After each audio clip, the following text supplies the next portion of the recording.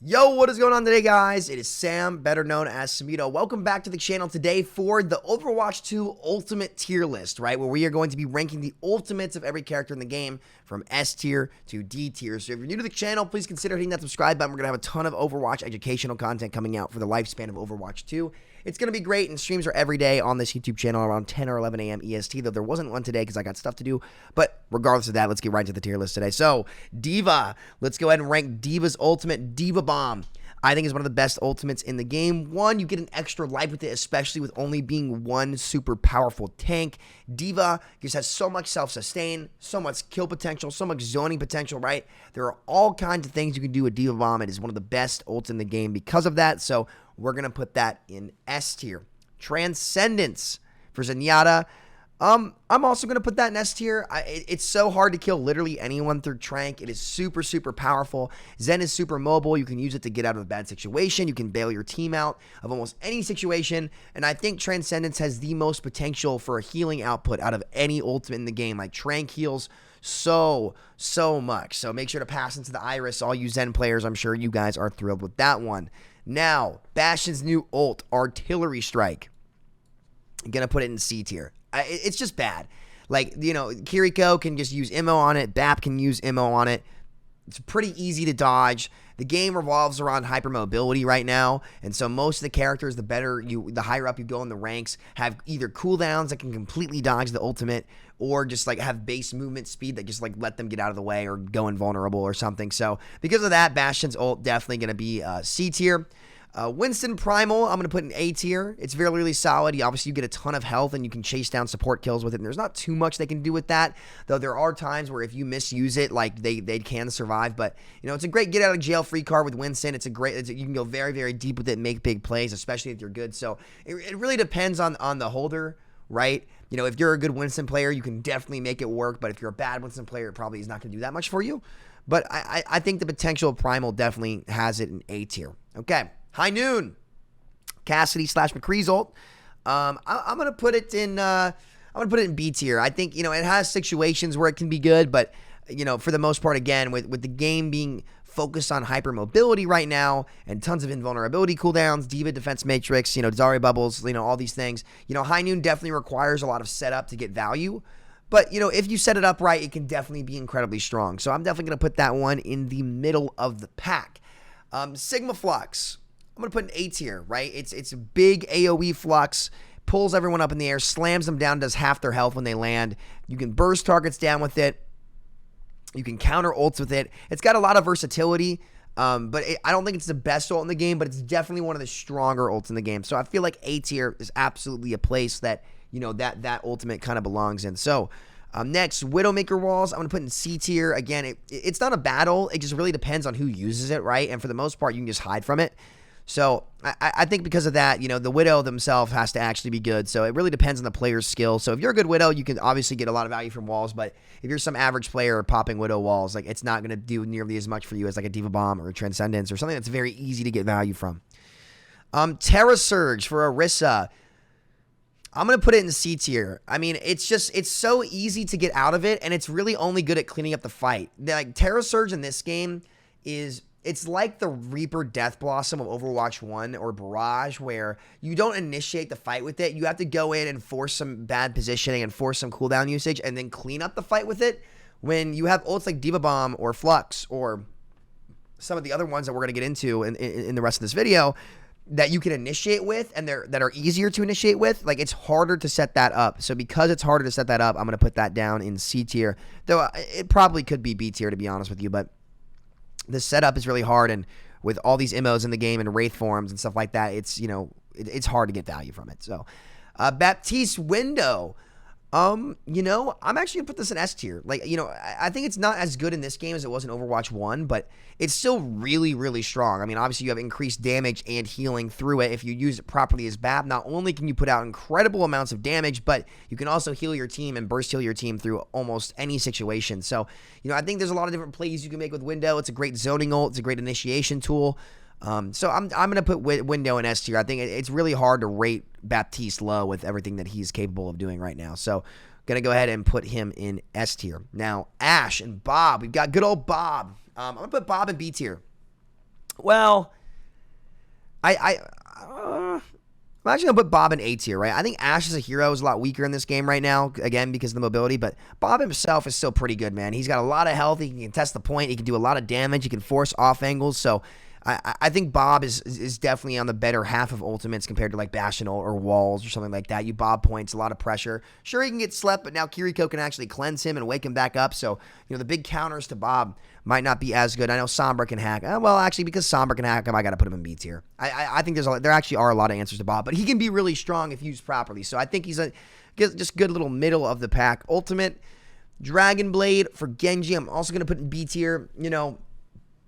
Dry Blade isn't that good. It's really when you stack the damage boosting support ultimates with it that it becomes really oppressive. So I think because of its potential of Nano Blade and other stuff like that, it definitely is in the better half of ultimates, but it's super high risk, high reward. And if you don't have Blade or if you don't have Nano, it's hard to really get free kills with it. So I think it can definitely be a really good ultimate. It really depends on the person who is playing Genji. Now, Sojourn Overclock, I'm also going to put in S tier, man. Sojourn as a character, the higher you get up in the skill curve, the better she gets. She can put out incredible amounts of damage with her railgun that can one-shot any squishy in the game. So your kill potential goes through the roof. It's like your super hyper-mobile Widowmaker playing Quake.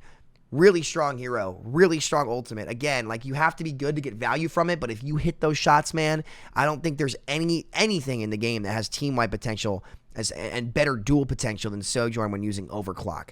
So now we're going on to Zarya, who has Graviton Surge, with no surprise to anybody, going to be an S-tier ultimate. Has always been one of the best ultimates in Overwatch, man. Forcibly pulls enemies in groups into the grav. So much kill potential, insane team-wide potential, insane ability to just confirm a kill in a fight where there's almost nothing there's not nothing you can do when you get grabbed, but if you get grabbed, man, your team's going to have to put every resource into that grab to keep you alive, because if not, you're dead, right? So grab, definitely S tier. Junker Queen Rampage. I would say pre-Kiriko, it was really, really good, but now I'm going to put it in B tier. Obviously, it applies the anti-effect and the wounding effect, but now that the cleanse is in the game from Kiriko, I just don't think it's nearly as good as an ultimate. There's just so many hard counters to it now that makes it not that great. So, if Kiriko wasn't in the game, I think, we'd be talking probably A tier, but now definitely lower B tier, potentially C tier. Yeah, actually, you know what? It gets countered by one button. They go Kiriko, they press one button. They go BAP, they press one button, and there's the drone. There's all this other stuff. So I think I'm going to have to put that down in C tier. Moira Coalescence, I'm going to put in B tier. It's good stats, right? You can get very aggressive with it. If they don't have cooldowns, when you use it, you can kill people.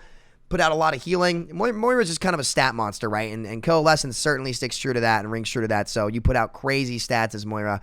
So definitely going to put that in B tier.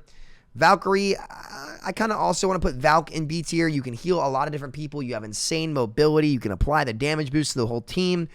It's another stat monster ultimate, like Moira, that it's you can't really fuck up a Valk unless you die, right? Like, as long as you're living with Valk, you're putting out pretty good heal numbers, damage boosting, surviving, stalling. You have a lot of options as a player. So I think Valkyrie is certainly a B tier ultimate in my opinion. Now, May Blizzard, I'm also going to put in B tier. It could be better, but it's very situational, and you have to try to catch people in it. So, like, if you just walk in and toss in a Blizzard and you're bad with it, it's not going to get value. But if you set it up properly, it can easily team kill and win you points. So, another one of those ultimates where, like, it really depends on the skill level of the player. But it definitely can be good if you wall someone off and Blizzard them and confirm a kill on them. So, it could be good. Dragon Strike for Hanzo. Definitely C tier. I think Dragon has lost pretty much everything that made it so good. It was very good at separating GOATS comps and stopping Brawl, but, with how much mobility is in the game, you almost are never going to get a kill with Dragon Strike. Immortality Field hard counters it, Cleanse the hard counters it, right? People can TP out of it, use Wraith Forms, use Bubbles. Dragon Strike really isn't going to be killing too much in this game, so it's definitely on the weaker half of Ultimate, so we're going to put that down in C tier. Now, Kitsune Rush for Kiriko. I don't think this is going to surprise anybody. I think it's the best ult in the game. I think Kitsune Rush is the best ult in the game. I think that if you can initiate with it. You can use an insane amount of cooldowns. Your entire team's output, not just damage output, but the entire team's actual output level is increased by 50%. It's so hard to fight against that. It's almost unfightable, right? So if you try to fight in a Kiriko ult, GG's. Like, you might be able to fight through a BAP window if you get lucky, right? But, you're not fighting through Kitsune Rush. You're going to die, right? So Definitely going to put that in S tier, as well as Lucio Beat, right? I think Beat Drop is definitely one of the best ults in the game. It applies massive overheals and overshields to the entire team. Super, super strong ability. Definitely going to put that in S tier. One of the best ults in the game. And this next one might surprise people. Death Blossom, right? In Overwatch 1, I would have ranked it C or B tier at best because, you know, there was just so much, like, there were too many tanks to eat it. Like, you couldn't initiate with it, right? But now with one less tank in the game, you know, Blossom, I'm actually going to put in A tier. You can initiate with it way more, right? Basically, the fights last way less time. They're way shorter, right? And there's way less stuff to actually stun you and block it, right? So now you can kind of just amp speed in with Death Blossom and use it with Kitsune Rush or anything like that, and it cleans up the fight really, really well. So you have way more options to actually use the Blossom to confirm a kill. So I'm going to put Death Blossom in A tier now. It's actually gotten much better. Nano Boost. To no surprise, guys, another S tier ultimate, right? Excuse me, but, you know, 50% more damage dealt, 50% damage reduction, as well as an instant full heal when used. This thing is a breakpoint changer, right? And anytime you have a support ult that changes the breakpoints, that's when it can get kind of crazy. The things you can get away with Nano Boost are incredible. Nano Zarya has a fight win sometimes. Nano Blossom, Nano Blade, you name it. If it's got Nano, it becomes super powered and almost unstoppable a lot of the time. So definitely going to be putting Nano Boost in S tier. Tactical Visor, going to put it in B tier. There's a lot of stuff that can eat it now.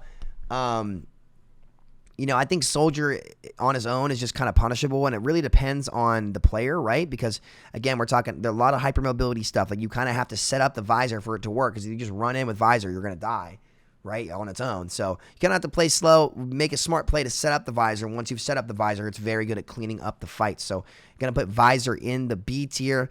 Riptire, going to put in C tier. Kiriko counters it. Baptiste counters it, right? Like, there's so many different counters to Riptire right now that I can't really rank it higher. It is a good ultimate if you're good with it, but again, like, it's a lot of hard work to set it up right. It can get shot. There's counterplay, and even if you get it there, a lot of times that invulnerability effect from a couple of the backline heroes is just going to make it absolutely useless. So, yeah, Simwall.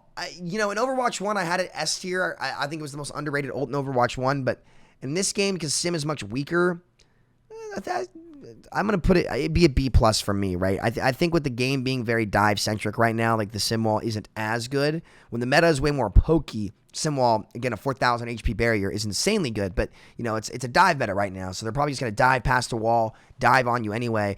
It's a very strong ultimate, and don't get me wrong, like, good Sim players will absolutely get value from it, but, like, your average player, especially against a good dive, is going to really struggle with it. So, yeah, Pulse Bomb, going to put it in probably A tier. I mean, again, B tier. Like, it's a really good ultimate, but again, it completely depends on the player, right? If you're a good tracer, you're going to get value from Pulse Bomb. If you're a bad tracer, you're not going to get value from Pulse Bomb. Very, very basic ability. You either hit your sticks or you don't. If you do, great. If you don't, well, you're maybe not the hero for you. Minefield, Ball Mines. Also going to put them in B tier. It's a good zoning ult, but depends on the ball, depends on the situation. It's certainly not better than any of these, but it's also definitely not worse than these. So we're going to put that in B tier. Same goes for Whole Hog. You know, it can be very good. It can do a lot of damage, but depends on the hog. Are you hitting the hooks to pull them into the Whole Hog with the new changes to it? Are you missing the hooks? If you're missing the hooks, it's probably not going to do that much. But if you hit the hooks, going to do a ton of damage. So again, it's one of those ultimates, a lot like Pulse Bomb, a lot like Blizzard, a lot like Visor, where it just depends on how good the hog is. And if you're hitting your hooks, you can make it work. Same goes for Reinhardt Shatter. Again, a very middle of the pack ultimate, but you know, I'll tell you what, I almost want to put it in C tier now because Kiriko can just cleanse it, right? And BAP can use the MO on it, right? So if you're shattering targets that are isolated, it can be very, very good, but Zarya can bubble it. There's tons of answers to actually just counter the shatter that make it just kind of obsolete. So we're definitely going to have to put that one at best in B tier, And Barrage, I'm actually going to say C tier. It can be good. Again, it really depends on the Pharah, but Diva full eats it. Kiriko can cleanse it. You're super vulnerable. You can't really initiate with it still because everybody knows where you are on the map. You're really vulnerable when using it. And unlike Death Blossom, where you're right on someone, you're actually healing from your ultimate, Pharah is just a sitting duck. So because of that sitting duck phase where there's less peel in the game for her, especially with Sojourn just being able to one-shot out of the sky, it's really hard for me to put her anything above C tier. Duplicate from Echo. I'm putting it in B tier. It used to be in Overwatch 1 S tier for sure, because you could copy the broken stuff, but now the max health pool is limited to 300 HP. So, it really depends on what you copy and how the player uses it. It's become an ult, like, again, the pulse bomb, the whole hog, the blizzard, It depends on how good you are at what you copy. And if you copy the right thing, you can carry. I've had plenty of fights where I've just copied a diva and just absolutely gone crazy. But I've had plenty of fights where I use copy and I insta-die. So it really just depends on the player, depends on what they're playing, depends on what you do, but it absolutely can carry fights if used properly. This next one's not going to surprise anybody. Somber EMP, even in this game, still S tier. Immediate 40% health knockoff on everybody in the area, plus a hack effect on everybody. It makes them incredibly vulnerable. It's one of the hardest ultimates to answer in the game, and it is insanely strong. So Somber EMP, definitely, without a doubt, going to be S tier. Now, Brigitte Rally. In Overwatch 1, it was S tier, but because of how they've changed armor to just be overhealth, it's just going to be B tier. It applies a good overheal to the entire team, but it's no longer unkillable. You can actually kill the Brig and her team through the rally now. So I think it's a fair ultimate. It's pretty strong, good sustain, stat monster, just like Moira and Mercy. Molten Core, I'm also going to put in B tier. I think Molten Core still, it does a great amount of damage. It's very good at zoning. It has its moments where it can absolutely shine. So I think it's an average ultimate. I would definitely say that it's definitely going to be a B tier for me. And that leaves us with one, Doomfist. And there's not anything in D tier yet, but if there's going to be something in D tier, it's going to be D for Doomfist. This ult is D for dog shit. It is the worst ultimate in the damn game. Somehow, some way, there's a tank ult.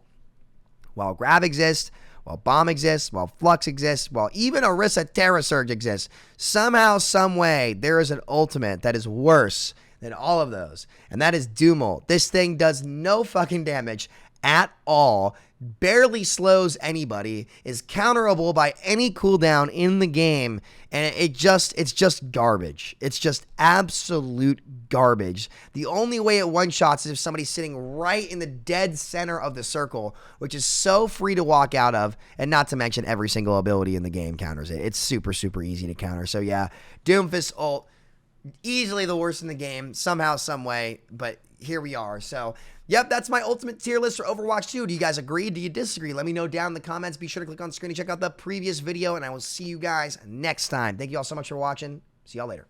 Peace out.